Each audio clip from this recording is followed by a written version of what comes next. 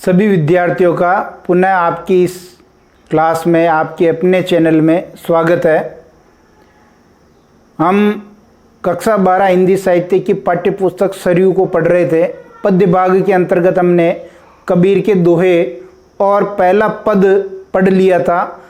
आज हम कबीर का दूसरा पद पढ़ने वाले हैं। इसकी सप्रसंग व्याख्या देखेंगे। यदि आप हमारे इस YouTube चैनल पर नए जुड़े हैं तो आप इस चैनल को सब्सक्राइब कर लें। वीडियो को लाइक और शेयर ज़रूर करें। यदि आपको पसंद आता है तो अपने साथियों मित्रों के साथ इसको साझा ज़रूर करें। दूसरा पद देखिए क्या कह रहे हैं कबीरदास जी इस दूसरे पद में।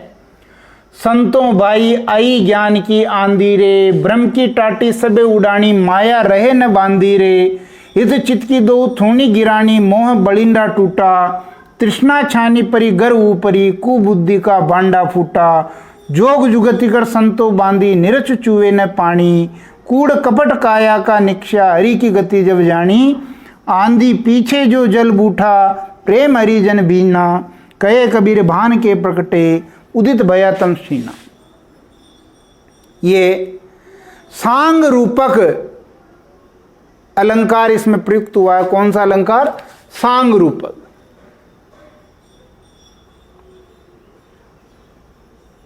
सांग रूपक अलंकार इसमें प्रयुक्त हुआ है। देखिए, ज्ञान रूपी आंधी, ब्रह्म रूपी टाटी, हित चित रूपी थूणी, मोह रूपी बलिंडा, तृष्णा रूपी छप्पर यानी यह है ना छानी छप्पर, शरीर रूपी घर, कुबुद्धि रूपी भांडा, सांसारिक विकार रूपी कूड़ा करकट, प्रेम भक्ति रूपी जल, ईश्वर की प्रेम भक्ति रूपी जो जल है, ज्ञान रूपी सूर्य, अज्ञानता रूपी अंधकार और माया रूपी रस्सी। ये कुछ इसमें रूपक अलंकार के ये शब्द आए हैं। ये आपकी जानकारी में होना चाहिए तो हम इसकी अच्छी तरह से व्याख्या कर सकते हैं। व्याख्या सरल, अगर ये शब्द आपको समझ में आ गए तो व्याख्या इसकी बहुत सरल। प्रसंग हम लिख देंगे कि प्रस्तुत पद कक्षा 12 की पाठ्य पुस्तक सरयू से उद्धृत है। यह पद कबीर द्वारा रचित है। भक्ति काल की निर्गुण ज्ञानाश्रयी शाखा के प्रतिनिधि कवि कबीर की रचनाओं का संग्रह बीजक नाम से प्रकाशित है। बीजक के 3 भाग हैं, साकी शब्द रमेनी। बीजक की भाषा सद्दुकड़ी है, पंचमेल खिचड़ी है, जन भाषा के निकट है। कबीर ने इस पद में ज्ञान की आंधी आने से क्या क्या बदलाव होते हैं उसके बारे में सांग रूपक के माध्यम से समझाया है। तो देखेंगे, कठिन शब्द देखेंगे पहले। संतो भाई आई ज्ञान की आंधी रे, ब्रह्म की टाटी, टाटी कहते हैं या तो कह दो पर्दा या कह दो पतली दीवार,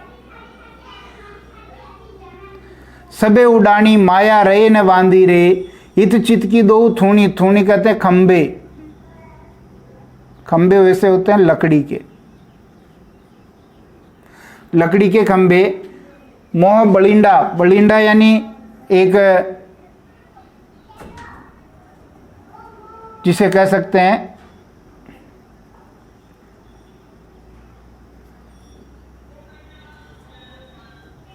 छप्पर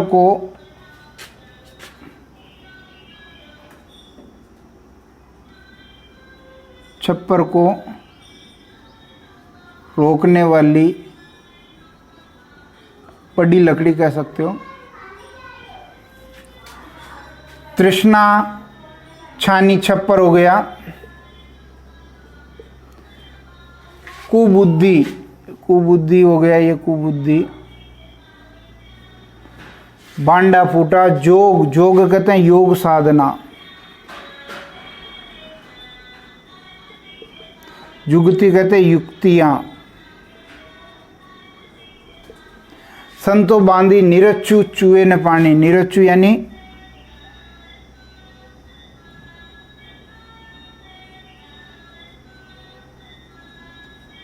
बिल्कुल भी। कूड़ा करकट, काया का निक्षय, हरि की गति जब जानी, आंधी पीछे जो जल बूठा, बूठा यानी वर्षा, प्रेम हरिजन बीनयनी भीग गया। कहे कबीर भान, ये बानु है, और बानु का मतलब होता है सूर्य। बानु का क्या मतलब है? सूर्य के प्रकट होने पर।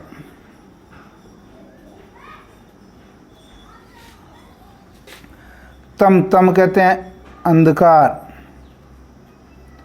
और क्षीणा यानी ये क्षीण शब्द से बना यानी नष्ट होना। ध्यान दें, प्रसंग और कठिन शब्दों के बाद हम व्याख्या में चल रहे हैं। कबीरदास जी इस पद में ज्ञान की आंधी आने का उल्लेख कर रहे हैं, और ज्ञान की आंधी जब आती है तब मनुष्य के अंदर क्या क्या बदलाव होते हैं, इसको सांग रूपक के माध्यम से समझाया है कि हे सज्जनों संतों, आई ज्ञान की आंधी रे, यानी ज्ञान की आंधी आ चुकी है। और आंधी जब आती है तो कितनी स्पीड से आती है, आपने देखा होगा राजस्थान में तो बहुत भयंकर आंधियां चलती है, और आंधी आती है तो उसके सामने चाहे कुछ भी हो वो तिनके की तरह उड़ा करके ले जाती है, इतना भयंकर वेग होता है उसका। तो संतों भाइयों, ज्ञान की आंधी आ चुकी है और ब्रह्म की टाटी सबे उड़ानी, और इस ज्ञान की आंधी ने ब्रह्म की पतली दीवार को उड़ा दिया है।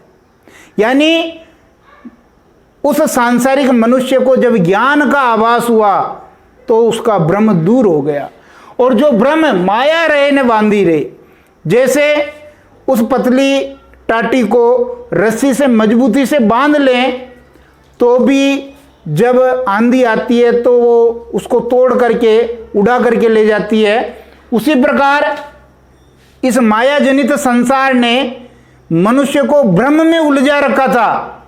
लेकिन जैसे ही ज्ञान की आंधी आई उसका ब्रह्म टूट गया, खंड खंड हो गया, उसे वास्तविकता का ज्ञान हो गया।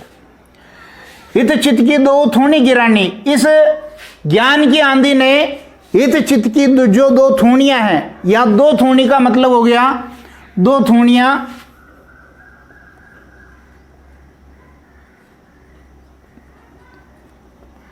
यहां दो खंबे हैं, ये द्वैतवाद का प्रतीक है। और कबीर क्या थे? कबीर थे अद्वैतवादी, इसलिए ये जो दो थूणियां हैं द्वैतवाद की, ये टूट गई। इसलिए कबीरदास जी कह रहे हित चित्त की दो थूणी गिरानी, दोनों जो थूणियां थी वो गिर गई। यानी कहने का मतलब है द्वैतवाद का जो भाव था कि आत्मा और परमात्मा अलग अलग है, वो टूट गया।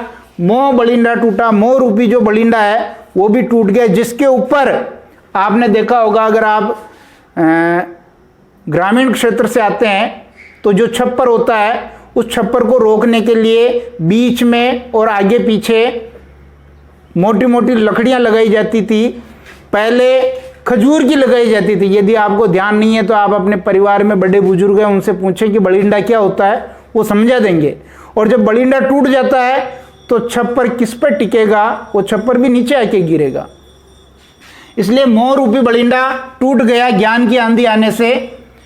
तृष्णा का जो छप्पर था, बलिंडा जब टूट गया तो तृष्णा रूपी छप्पर उस घर पर अंदर आके गिर गया। घर ऊपरी कुबुद्धि का बांडा फूटा और उस घर के अंदर जितने भी मटके होते हैं वो फूट गए। कहने का मतलब ज्ञान की जब आंधी आती है, मनुष्य को जब ज्ञान का आभास हो जाता है तो तृष्णा का जो भाव है वो दूर हो जाता है, और उसके अंदर जितनी भी कुबुद्धि है वो सद्बुद्धि में परिणित हो जाती है। वो कुबुद्धि दूर हो जाती है, उसे आभास हो जाता है कि इतने दिन मैं इस सांसारिक माया मोह के चक्कर में पड़ रहा था, ये कुबुद्धि का भाव है। और जब उसे पता चल जाता है कि ये सही मार्ग नहीं है तो उसका कुबुद्धि का भांडा फूट जाता है, सद्बुद्धि आ जाती है। जोग जुगति कर संतो बांधी निरच चुए ने पानी। अब जब उस व्यक्ति को ज्ञान की आंधी आने से सत्य का आभास हो गया, उसे ये पता चल गया कि आत्मा परमात्मा एक ही है, तब योग साधना के द्वारा सज्जनों ने उस शरीर को पुनः तैयार किया है अच्छी तरह से। योग साधना मैंने पहले ही बता रखा आपको कि कबीर का जो जोर है वो योग साधना पर है, आत्मबल पर है। वैदिक कर्म कांडों, मान्यताओं, परंपराओं का वो खंडन करते हैं। इसलिए योग साधना के द्वारा ज्ञान की आंधी आने से ये शरीर जो क्षत विक्षत हो गया था, पुराने जितने भी विचार थे वो सब जब हट गए तो इस शरीर को योग साधनाओं की युक्तियों के द्वारा पुनः ठीक किया गया। जैसे आंधी आने पर घर अस्त व्यस्त हो जाता है और उसको वापस ठीक करते हैं, नीरज चूहे ने पानी। और योग साधना के कारण इस शरीर को ऐसा अच्छी तरह से तैयार कर लिया गया कि अब इसमें पानी, विषय वासनाओं का पानी जो है नहीं घुस सकता है। अर्थात योग साधना का मार्ग अपनाने के बाद व्यक्ति विषय वासनाओं को त्याग देता है, विषय वासनाएं उसके निकट तक भी नहीं आती है, वो उनको छोड़ देता है। कूड़ कपट काया का निश्चय हरि की गति जब जानी। जब प्रभु की स्थिति पता चली, जब ज्ञान की आंधी आने से प्रभु के स्वरूप का आभास हुआ, तब शरीर का जितना भी सांसारिक विकार रूपी कूड़ा करकट था, लोभ, माया, मोह, ईर्ष्या, राग, द्वेष, ये सब सांसारिक विकार का जो कूड़ा था ये इस शरीर से निकल गया जब प्रभु की स्थिति का ज्ञान हुआ। और ये ज्ञान हुआ, ज्ञान की आंधी आने से आंधी पीछे जो जल बूटा प्रेम हरिजन बीना। और आपने देखा होगा कि बरसात के दिनों में पहले तेज आंधियां चलती है और उसके बाद पानी बरसता है, तो ठीक उसी भाव को यहां लिया। आंधी के बाद जो प्रभु भक्ति का पानी बरसा, ईश्वरीय प्रेम रूपी जो पानी बरसा, उसमें प्रभु का भक्त भीग गया, आनंदित हो गया। अर्थात ईश्वरीय प्रेम रूपी बारिश में ईश्वर का जो भक्त है वो भीग करके आनंदित हो गया। कहे कबीर भान के प्रगटे, इसलिए कबीरदास जी कहते हैं कि ज्ञान रूपी सूर्य के उदय होने पर तम क्षीणा, अंधकार रूपी जो अज्ञानता रूपी अंधकार है वो क्षीण हो जाता है, नष्ट हो जाता है। ज्ञान का सूर्य जब उदय होता है तो अज्ञान दूर हो जाता है। आपने देखा होगा जब आप रोशनी करते हैं तो अंधेरा दूर हो जाता है। जब आप ज्ञान की ओर बढ़ते हैं तो आप अज्ञानता के उस मार्ग को छोड़ देते हैं। इस प्रकार कबीर ने इस पद के माध्यम से यह समझाने की कोशिश की है कि जब तक व्यक्ति अज्ञानता के मार्ग पर चलेगा उसे सही और गलत का आभास नहीं होगा, लेकिन जैसे ही ज्ञान के कारण उसमें परिवर्तन होना शुरू होगा वह व्यक्ति समझ जाएगा कि वास्तव में सही मार्ग कौन सा है, प्रभु की भक्ति का उचित मार्ग कौन सा है, प्रभु भक्ति में आनंदित होने का मार्ग कौन सा है। ये कबीरदास जी ने यहाँ कहने की कोशिश की है। विशेष में जब हम लिखेंगे तो भाषा सद्दुकड़ी लिख देंगे, पंचमेल खिचड़ी है। सांग रूपक अलंकार का प्रयोग किया गया है।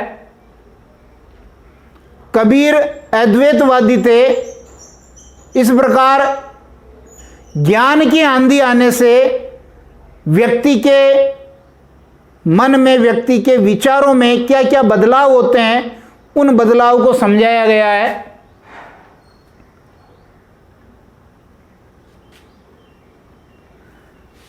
जो उदाहरण लिए हैं, जो रूपक बांधा गया है, वो वास्तव में सामान्य शब्दावली वाला रूपक है। ये सब हम जानते हैं क्योंकि कबीर की भाषा ही जन भाषा है। आंधी, बलिंडा, थूणिया, छप्पर, ये सब आम बोलचाल के शब्दों का प्रयोग कबीर ने किया है। शांत रस है। इस प्रकार हम इसमें जो है लिख सकते हैं। आप इसका एक स्क्रीनशॉट ले लीजिए। इसके बाद इसकी व्याख्या कैसे करनी है ये मैं लिखित रूप में आपको अभी बताऊंगा। कबीर का दूसरा पद जिसकी हम सह प्रसंग व्याख्या करने वाले हैं। प्रसंग देखिए, प्रस्तुत पद हमारी पाठ्यपुस्तक सरयू में संकलित पाठ्यपुस्तक का नाम लिखना है। कबीर के पदों से लिया गया, यानी कबीर इसके रचयिता हैं। कबीर भक्ति काल के निर्गुण ज्ञानाश्रय शाखा के प्रवर्तक हैं, ये भी इम्पोर्टेंट है, और संत साहित्य के प्रतिनिधि कवि हैं। कबीर की रचनाओं का संग्रह बीजक नाम से प्रकाशित है, ये हमें प्रसंग में लिखना है। इस पद में कबीर सांग रूपक अलंकार के माध्यम से, सांग रूपक अलंकार के माध्यम से मनुष्य के हृदय में ज्ञान के उदय होने पर उसके समस्त दुर्गुणों के नष्ट हो जाने का उल्लेख कर रहे हैं। व्याख्या देखिए, कबीर कहते हैं कि हे संतों, हमारे अंतर्मन में ज्ञान रूपी आंधी आई। कौन सी आंधी की बात कर रहे हैं? ज्ञान रूपी आंधी। संतों भाई आई ज्ञान की आंधी रे, ज्ञान रूपी आंधी आने की बात करें। इस आंधी ने हमारे मन की ब्रह्म रूपी टाटी को उड़ा दिया है, माया बंधन भी उसे रोक नहीं पा रहे हैं। भाव इसका क्या है कि ज्ञानोदय, यानी ज्ञान का जब उदय होता है तो हमारे मन के सारे भ्रम, साया, माया, मोह दूर हो जाता है, इसका प्रभाव समाप्त हो जाता है। हमारे मन रूपी घर पर तृष्णा रूपी छप्पर पड़ा था और द्विधा या अनिश्चय रूपी जो दो खंभे, द्वैतवाद, इसे साधे हुए थे। ज्ञान की प्रबल आंधी ने इनको गिरा दिया है। इससे से इन खंभों पर टिकी हुई मोह रूपी बल्ली भी टूट गई है। भाव यह है कि ज्ञान के उदय होने से हमारे मन की जितनी भी द्विधाएं थी, मोह थे, ये सब नष्ट हो गया। ये बल्ली के टूटते ही तृष्णा रूपी छप्पर छान भी गिर पड़ी और वहाँ स्थित कुबुद्धि रूपी सारे बर्तन भांडे फूट गए, सारे कुविचार नष्ट हो गए। हे संतों, अब की बार हमने घर पर योग साधना की। योग साधना, मैंने बताया था कि कबीर योग साधना पर बल देते हैं। योग साधना की युक्तियों से निर्मित नया छप्पर बड़े यत्न से ढका और बांधा है।